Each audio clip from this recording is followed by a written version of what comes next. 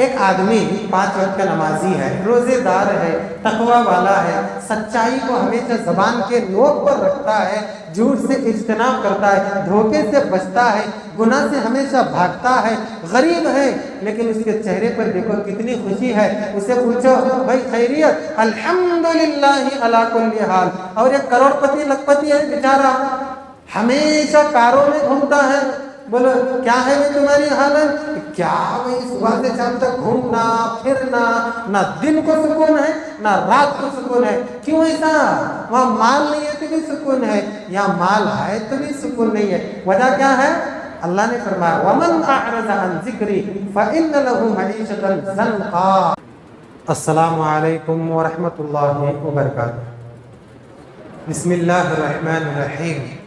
الحمد للہ رب العالمین والعاقبۃ للمتقین والصلاة والسلام علی اشرف الانبیاء والمرسلین ومن تبعهم بإحسان إلى يوم الدین، اما بعد۔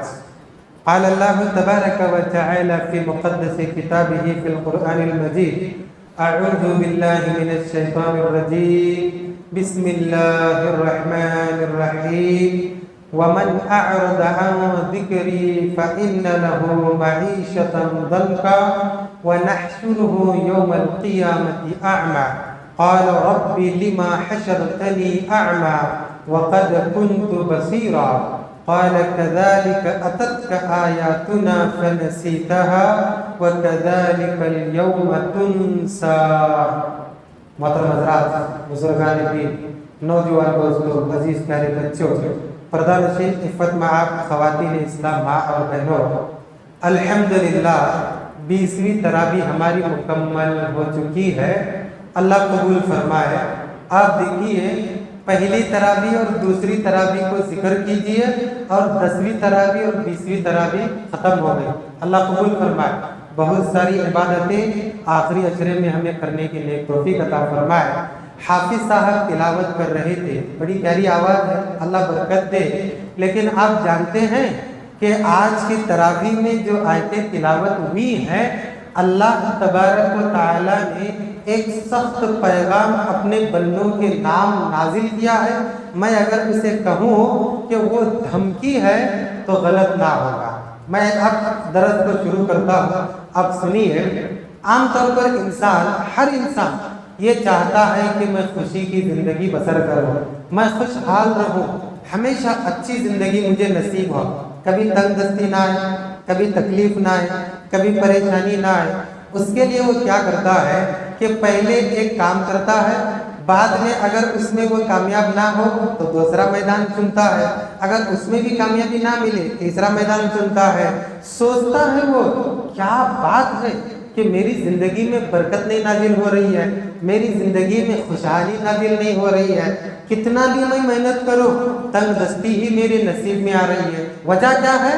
وجہ صرف اور صرف ایک ہی ہے، اور اللہ تبارک و تعالیٰ نے یہاں اس سبب کو، اس وجہ کو بیان کیا ہے۔ عام طور پر ایک مثال کے ذریعے میں بات کو شروع کروں۔ اگر ہمارے درمیان کوئی اچھا بھلا دیکھنے والا انسان کچھ غلط کام کرے تو غصے میں ہم اسے کیا بولتے ہیں؟ ارے کیا غلط کام کر رہے بھائی، آنکھیں نوچ لوں گا تمہاری آنکھیں نکال لوں گا میں۔ کیوں بولتے ہیں ایسا؟ غلط کام کرنے کی وجہ سے۔ کئی مرتبہ سنے کیا نہیں، میں بھی سنا ہوں، آپ لوگ بھی سنے، بھائی ہاتھ نکالو، پیر نکالو، تم آنکھیں ہی نکالنے کی بات کیوں کر رہے ہو؟ مکمل اندھا بنا کے چھوڑیں گے تم کو، کہیں کے نہیں رہو گے، اسی لیے آنکھوں کی دھمکی دی جاتی ہے۔ اب میں درس شروع کروں۔ اللہ تبارک و تعالیٰ نے خوشحالی کے ایک سبب کا ذکر کیا ہے۔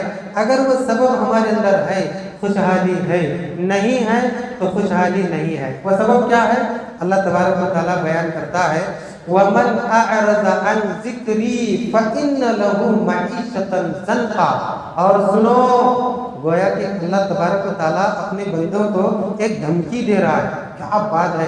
اللہ فرماتا ہے وَمَنْ أَعْرَضَ عَنْ ذِكْرِي، سنو جو میرے ذکر سے منہ موڑے گا، فَإِنَّ لَهُ مَعِيشَةً ضَنْكًا، ہم اس کی دنیاوی زندگی کو بالکل تنگ کر دیں گے۔ اللہ اکبر!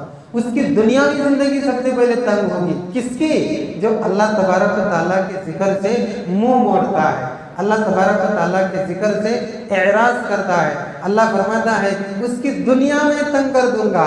ہم پوچھنا چاہتے ہیں اللہ تبارک و تعالیٰ سے کہ اللہ تیرے ذکر سے جو منہ موڑے گا اس کی دنیا کو تنگ کر دے گا، اگر کوئی مالدار تیرے ذکر سے منہ موڑے گا تو ایک سوال پیدا ہوتا ہے کہ نہیں؟ عام طور پر ذہن میں آتا ہے کہ زندگی تنگ ہونے والی ہے، مالدار اگر ذکر سے منہ موڑے تو کیا ہوگا؟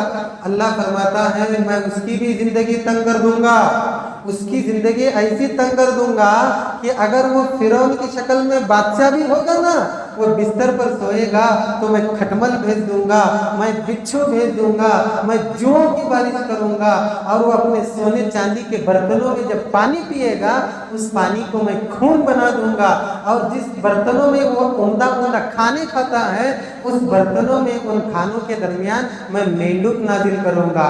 کیا یہ دنیا کی زندگی تنگ نہیں ہے؟ ایک بادشاہ جو جوں کا جیم بھی سننا نہیں چاہتا، 400 سال تک اس کے پیشانی پر پسینہ نہیں آتا، اتنی دنیا تنگ ہو گئی اس کی، کیوں؟ کس وجہ سے؟ صرف اللہ کے ذکر سے منہ موڑنے کی وجہ سے۔ آج کتنے لوگ ایسے ہیں مالدار بھی تھے ہوں گے، خوشحال بھی تھے ہوں گے، یا بہت اچھی زندگی انہیں نصیب ہوئی ہوگی، لیکن آپ دیکھیے کل کے مالدار آج غریب ہیں، کل کے خوشحال آج تنگ دست ہیں، کل کے صحت مند آج بیمار ہیں، کل کے خوشیوں والے آج رونا رو رہے ہیں۔ کیوں ایسا؟ صرف 2 سال اللہ تبارک و تعالیٰ نے کس کے پکڑنے کی کوشش کی ہے۔ 50 سال میں سمجھ نہیں آیا، 45 سال میں سمجھ نہیں آیا، 40 سال میں سمجھ میں نہیں آیا، 2 سال صرف 24 مہینے، اور 24 مہینے کیسا گزر گئے سمجھ میں نہیں آتا، لیکن یہ 24 مہینے بہت گزرے ہیں، گنا گنا کر گزرے ہیں۔ مہینہ آیا تو اپنا نام پکا کر کے گزرا ہے مہینہ۔ کیوں ایسا؟ اللہ بتانا چاہتا تھا کہ کتنا میں نے تم کو سمجھایا ہے، کتنا میرے نبیوں نے سمجھایا ہے، قرآن چیخ چیخ کر کہتا ہے، لیکن تم میرے ذکر میں آنے کی کوشش نہیں کرتے ہو، تمہاری دنیا کی زندگی تنگ کر دوں گا۔ اللہ کو ڈرنے کی ضرورت ہے۔ اللہ دھمکی دیتا ہے، اور صرف دنیا میں تمہاری تنگ نہیں کروں گا۔ آگے سنیے، اللہ فرماتا ہے وَنَحْشُرُهُ يَوْمَ الْقِيَامَةِ أَعْمَى، اور ایسے لوگوں کو ہم قیامت کے دن اندھا بنا کر اٹھائیں گے، یعنی ان کی آنکھیں نوچ لیں گے۔ دنیا میں غلط کام کرنے والے کو اس کے سرپرست، اس کے ماں باپ، اس کے علاقے کے بڑے آنکھیں نکالنے کی دھمکی دیتے ہیں، اللہ نے بھی وہی دھمکی دے دی ہے، میں تمہاری آنکھیں نکالوں گا قیامت کے دن، اندھا بنا کر تم کو اٹھاؤں گا۔ جب یہ اندھا بنا کر اٹھایا جائے گا تو اللہ تبارک و تعالیٰ سے یہ کہے گا قال ربی، اے میرے رب، لما حشرتنی اعمیٰ، تو نے مجھے اندھا کیوں اٹھایا ہے، جبکہ وقت کنت بصیرا، دنیا میں اچھا بھلا دیکھنے والا تھا۔ تو اللہ تبارک و تعالیٰ فرمائے گا قال کذالک، اسی طرح میں تمہیں اندھا اٹھاؤں گا جس طرح تم نے دنیا میں میرے آیتوں کے سامنے، میرے دین کے سامنے، میرے ذکر کے سامنے اندھا بننے کا ناٹک کیا تھا۔ دنیا میں تو میرے سامنے اندھا بننے کے ناٹک کیے، تو ہم قیامت کے دن تمہیں اندھا بنا کر اٹھائیں گے۔ اللہ اکبر۔ دنیا کی بھی زندگی تنگ، آخرت کی بھی زندگی تنگ، کس کے لیے؟ صرف اس کے لیے جو اللہ کے ذکر سے اعراض کرتا ہے، اللہ کے ذکر کا حق ادا نہیں کرتا ہے۔ لیکن ایک سوال پیدا ہوتا ہے، یہاں صرف ذکر کی بات ہو رہی ہے، ذکر کا مطلب بھی تو معلوم ہونا کیا نہیں؟ کیا ذکر؟ یعنی جو ہے نا 24 گھنٹے اللہ اللہ اللہ، لا الہ الا اللہ، لا الہ الا اللہ، سبحان اللہ سبحان اللہ، جیسا صوفی لوگ بولتے ہیں نا، نہ ہم کو بیوی کی ضرورت ہے، نہ ہم کو بچوں کی ضرورت ہے، نہ ہم کو دنیا کی ضرورت ہے، اللہ نے فرمایا نہ ہم کو تمہاری ضرورت ہے۔ کیوں؟ صوفی کافر ہے، بیوی کی بھی ضرورت نہیں، بچوں کی بھی ضرورت نہیں، ایسا کون سا جنگل میں ذکر ہے؟ جبکہ اسلام ایسے انسان کی تعریف کرتا ہے جو 1 نہیں 2 بیویاں رکھتا ہے، 2 نہیں 3 بیویاں رکھتا ہے، 3 نہیں بلکہ 4۔ یہ بات شرط ہے کہ اس کو پالنے کی طاقت ہو، سنبھالنے کی طاقت ہو، اور یہ تو پہلی بیوی سے ہی ہٹنے کے لیے کوشش کرتے ہیں۔ وہ ذکر نہیں جو ہو کے نعرے لگاتے ہیں، بلکہ اللہ کا صحیح ذکر کرتے ہیں، جس طریقے سے اللہ نے اپنے کلام میں فرمایا ہے اور نبی نے اپنی سنت کے ذریعے بتایا ہے۔ ایک شخص آیا نبی کے سامنے، کہنے لگا اے اللہ کے رسول برکت نہیں ہے، کیا کرو؟ اللہ کے نبی نے فرمایا شادی ہوئی؟ بولے نہیں ہوئی، جا کر کرو برکت آئے گی۔ وہ شخص آیا کہنے لگا اللہ کے رسول 1 سے 2 ہو گئے، برکت نہیں ہے، بولے دوسری کرو، برکت نہیں ہے، تیسری کرو، برکت نہیں ہے، चौथी तो कर को देखो मेरे साहबी, बरकत आएगी, आई क्या नहीं आई। और ये सूफी लोग बगैर शादीशुदा रहकर बरकत लाने की कोशिश करते हैं, जिक्र की कोशिश करते हैं, अल्लाह माफ करे। तो हकीकी माने में जो जिक्र करता है अल्लाह का, अल्लाह उसकी दुनियावी जिंदगी को खुशहाल बना देता है। सहाबा किराम की जिंदगी देखो जरा, खाली पढ़ो। हम 50-50 साल जिंदगी गुजार रहे, मेरी उम्र 50 नहीं है लेकिन होगी क्या नहीं, किसी की 50 भी है, 45 भी है, 55 भी है, 60 भी होगी। यहाँ पर 30 साल की उम्र में सहाबा, कितने साल की उम्र में, 30 साल की उम्र में आधी दुनिया के हाकिम हो गए, आधी दुनिया के हाकिम।